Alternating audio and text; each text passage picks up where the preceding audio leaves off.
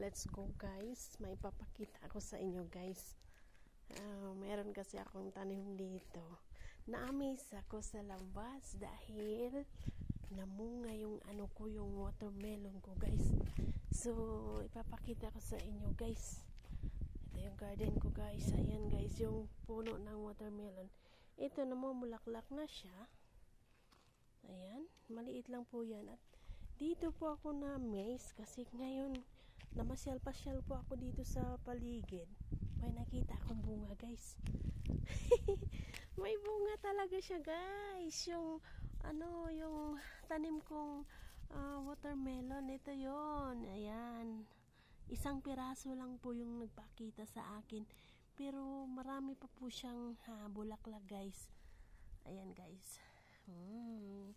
Thank you Lord. So ganito pala ang bunga ng green na na watermelon guys. So amazing. Ayan guys, napakaganda pala ng nature. So dito kasi guys, namasyal ako kanina. Namangha ako dahil nagpakita sa akin yung bunga na yan guys. Amazing grace. Thank you Lord. Ayan guys, so na-inspire naman ako nitong mag-ipon ng buto. Kaya kung makauwi ako ng Pinas, ay magtatanim ako niyan guys. Thank you for watching.